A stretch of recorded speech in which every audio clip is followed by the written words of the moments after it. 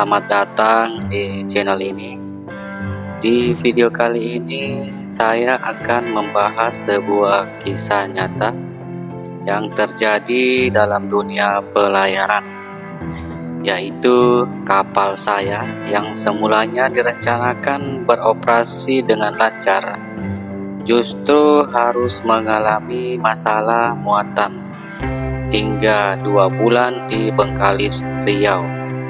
Akibatnya terjadi kerugian besar bagi pihak pencharter atau TC yang mencapai ratusan juta rupiah, bahkan hampir miliaran rupiah hilang sia-sia.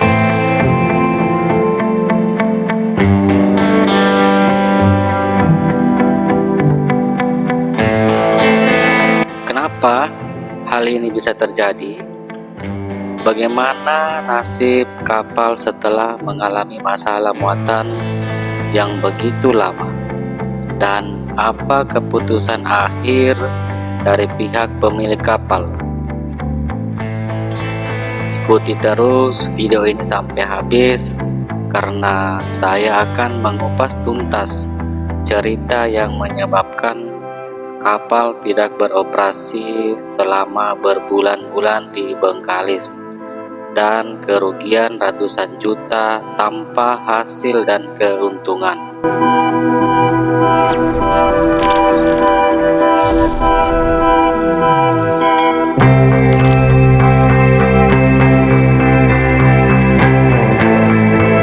Pada awalnya, kapal ini disewa oleh pihak pencharter dengan harapan bisa beroperasi dengan lancar dan mengangkut muatan yang telah direncanakan.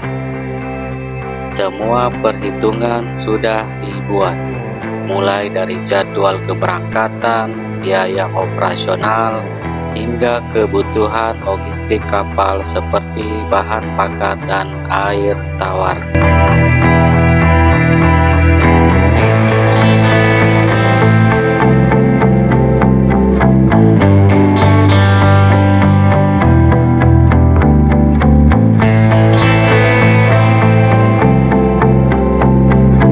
Namun, dalam dunia bisnis pelayaran, tidak semua rencana berjalan sesuai harapan.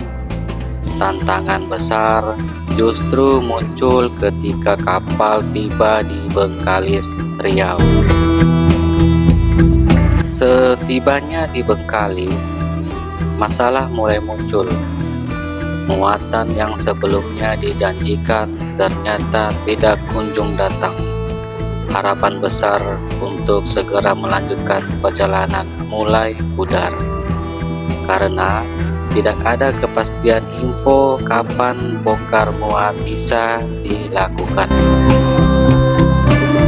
Hari demi hari berlalu, kru kapal yang sudah siap bekerja hanya bisa menunggu dengan harapan ada kepastian dari pihak pengirim barang. Namun kenyataan berkata lain, tidak ada muatan yang bisa diangkut dan kapal pun hanya bisa bersandar tanpa aktivitas pelayaran.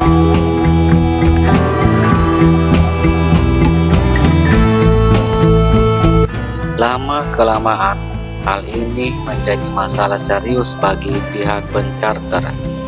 Mereka sudah mengeluarkan biaya besar untuk menyewa kapal, namun tanpa adanya muatan, mereka tidak mendapatkan pemasukan.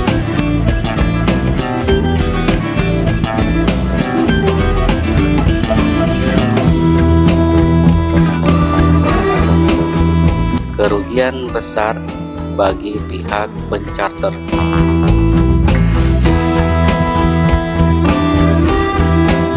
Keterlambatan ini berujung pada kerugian yang sangat besar. Selama hampir 2 bulan lebih, kapal hanya bisa diam di tempat, tetapi biaya operasional tetap berjalan. Beberapa hal yang menjadi sumber kerugian antara lain: 1. Biaya penyewaan kapal. pihak pencarter tetap harus membayar sewa kapal meskipun kapal tidak beroperasi. 2. Konsumsi bahan bakar. Mesin tetap harus dinyalakan untuk kebutuhan kapal meskipun kapal tidak berlayar. 3. Menyediakan air tawar. Kru kapal tetap membutuhkan air tawar untuk kebutuhan sehari-hari seperti mandi, mencuci, masak, dan lain-lain. 4. Biaya operasional lainnya, termasuk uang makan dan biaya-biaya yang lain.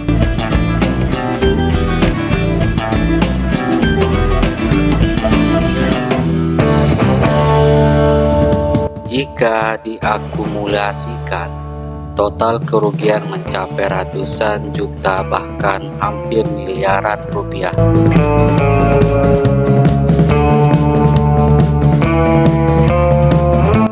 Akibat ketidakjelasan dan simpang siur informasi dari pihak pencarter, semua kru kapal berkeluh kesah atas kejadian selama ini.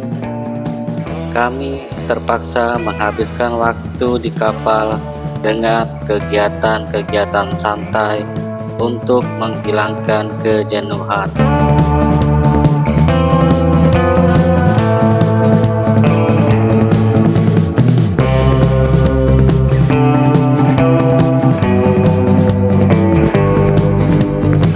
Dan pada akhirnya, semua perwira kapal memutuskan untuk melobi owner agar kapal bisa dipulangkan ke Banjarmasin.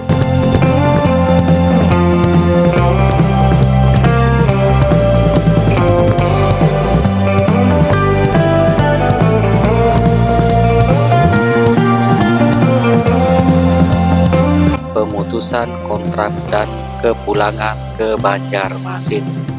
Setelah mempertimbangkan semua faktor, akhirnya pemilik kapal atau owner mengambil keputusan yang sulit.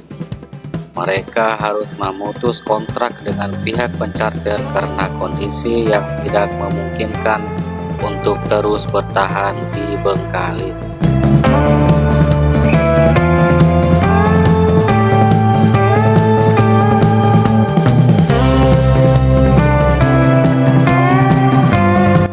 Keputusan ini tentu tidak mudah, namun demi menghindari kerugian yang lebih besar, kapal akhirnya harus dipulangkan kembali ke Banjarmasin. Di sana, kapal akan dicarikan pencarter baru yang bisa menjamin kepastian muatan dan operasional yang lebih stabil.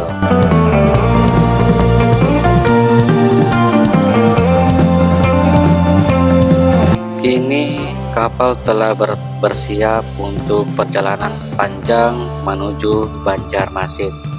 Setelah 2 bulan lebih tanpa aktivitas di Bengkalis, akhirnya ada kejelasan info mengenai masa depan kapal ini.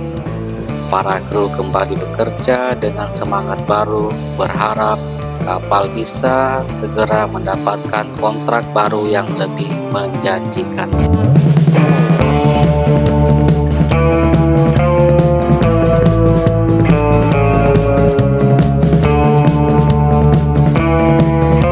Dari kejadian ini, ada beberapa pelajaran berharga yang bisa kita ambil. Yang pertama, pentingnya kepastian muatan. Dalam dunia pelayaran, kepastian muatan menjadi faktor utama keberlangsungan bisnis.